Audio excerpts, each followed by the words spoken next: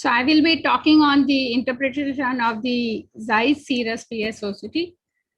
My work and the presentation is going to be faster even because previous two speakers has covered a lot of aspects. So I will not go into the detail. We know that the early detection of the glaucoma is must to prevent the damage or prevent the blindness. And the structural damage of the glaucoma should be detected earlier because the functional damage will take some time. So the continuum shown here, we should come up somewhere here, and it is possible to get this with the help of OCT. The optic nerve and RNFL changes usually occur first, and more than 20% of the retinal ganglion cell could be lost before visual field defects develop.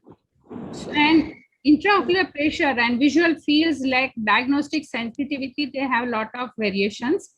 That's why disc and RNFL changes are of a very important part. And that can be examined by taking the disc photographs and the imaging technique. Three techniques, the modalities are available. And we are going to talk on the OCT, and I will restrict myself to the Zeiss Cirrus OCT.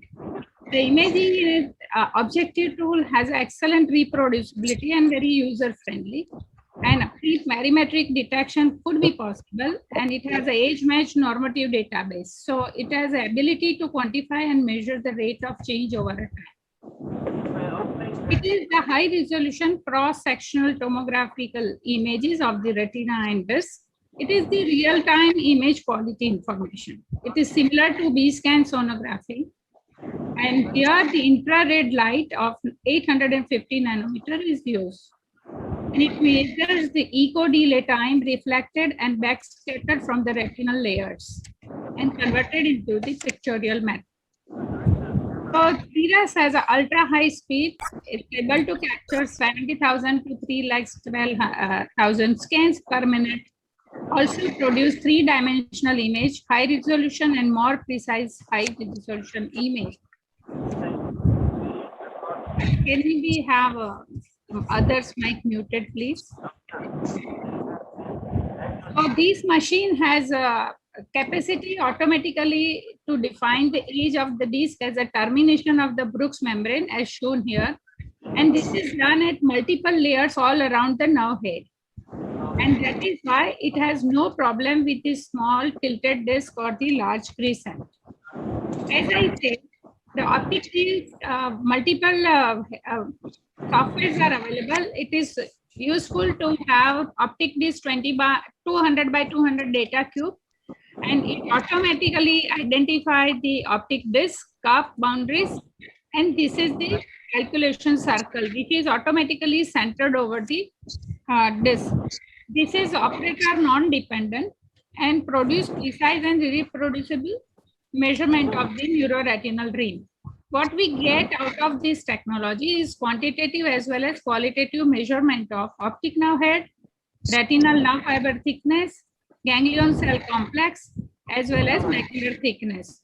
The numeric values compared to the normative database for all parameters are shaded white, green, yellow, or red. Yellow means the normal population of only 5% can have this value, and red means it is highly significant, hardly anybody can have that. And white means it is more than what is expected in the normal. Now, post-acquisition, the auto center function automatically centers the calculation circle, which is of a 3.4 millimeter diameter around the optic disc. So if you see this circle is not well positioned, you have to retake the image. Now this is the printout of the Cirrus OCT.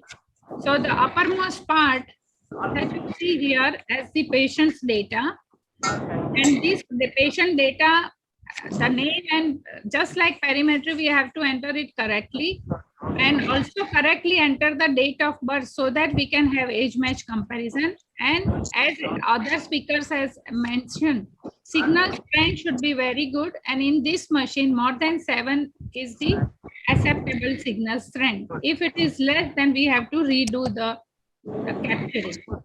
Now then comes the key parameters. Can others please mute? There is a lot of background noise, especially technical people. Please stop others. And the key parameters are shown here. They have a comparison to the normal database as displayed in the table format, and it is color coded according to the probability of this being borderline or abnormal. This database has a disk area, ream area, average CD ratio vertical, then cup volume, average RNFL thickness, and superior RNFL thickness and inferior RNFL thickness. The normative database for this machine is ranging between the age of 18 years to 84 years.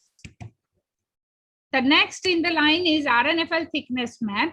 It is the topographical display of the RNFL, and it has an hourglass shape of yellow and red color in typical normal eyes. And it also has a mask which shows the cup as well as the disc. And then this is the NFAS OCT fundus image. This fundus image cannot replace the actual fundus image, and it shows the boundaries of the cup, disc, and RNFL calculation circle, which is of 3.46 millimeter diameter, centered exactly on the center of the optic disc. Machine has vectors, and while taking the image, you can just center it if it is not properly set.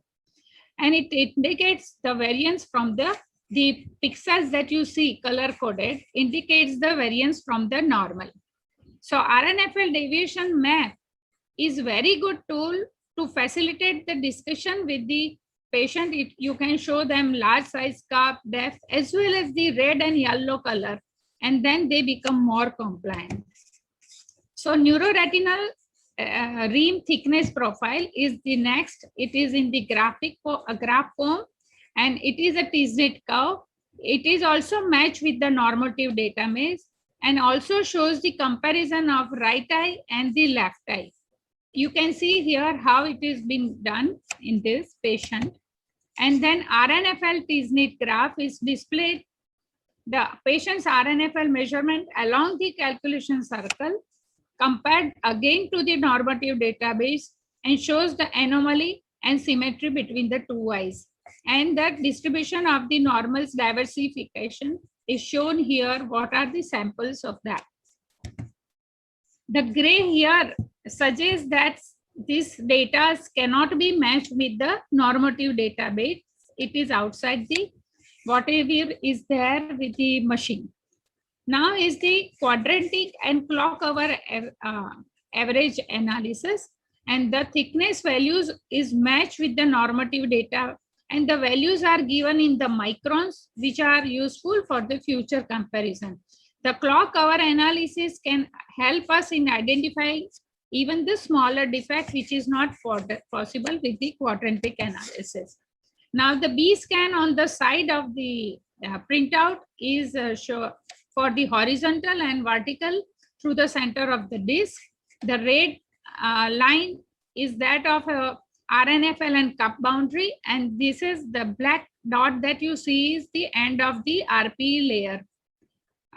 So it is the disc boundary, and their RNFL calculation or a circular tomography is shown here in a straight line, and this may show you the segmental errors.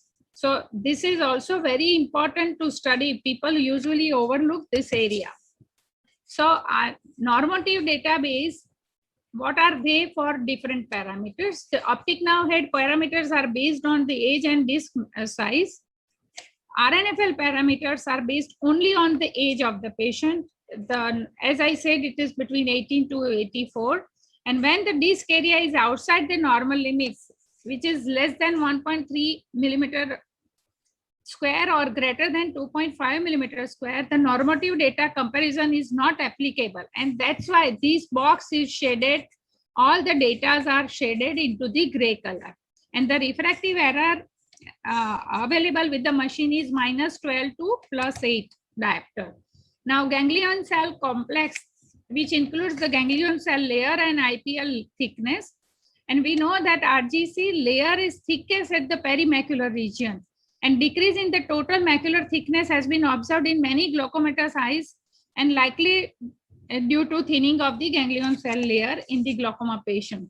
So ganglion cell analysis is another software available which adds the complementary information to standard RNFL and ONH analysis, provides the assessment of the structure essential for the central vision.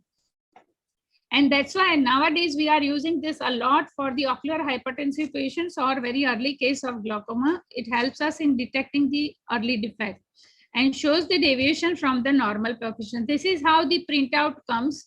And first is the thickness map, which shows the thickness measurement of the GCL and IPL in 6 millimeter by 6 millimeter cube, and contains an elliptical annulus centered above the fovea.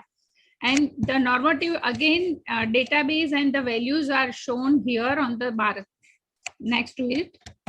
Then is the deviation map, which shows the comparison of the GCC with the normative database. And then the thickness table is available, which shows the average GCC thickness as well as the minimum GCC thickness in the elliptical annulus. And then the sector map is available with the values and color coding. And this is the horizontal and vertical B scan. So ganglion cell analysis should also be compared with the visual field. As Meda has already said, that patients should have total comparison, not only one modality to be taken into account. Now, this machine also has a GPA analysis, which gives you event analysis and trend analysis, which is a rate of the change. So for GPA, first two images are taken or scans are taken as a baseline, and then another 4 subsequently you can take. So when there is a first time change, it's yellow in the color is shown here. But if the change is seen in subsequent also images, then it is red in the color. The T-series progression graph is also showing you where the changes and comparison between the two eyes are given. And summary parameter trend analysis is also available in the graph form. And the summary table will give you the RNFL thickness map, which suggests the progression. And the check marks are given according to the possibility or likely loss or the possible of the increase. The RNFL thickness profile is mainly for the broader or focal changes, while thickness map will give you focal changes and average will give you the diffuse changes. Lastly, the machine can also help in the optic neuritis or disc-related edema, papilloedema, and it has a typical mushroom pattern as shown here of the papillitis, and the patient can be monitored using this machine, this technology, whether there and artifacts are there, which could be because of the blinking or the poor quality scan, or the missing data could be because of the opacity. Here it is shown the vitreous floater is obscured. To conclude, imaging gives documentation and detection of the optic nerve and RNFL changes, and use good quality images always in conjunction with the complete clinical examination for the patient. Thank you.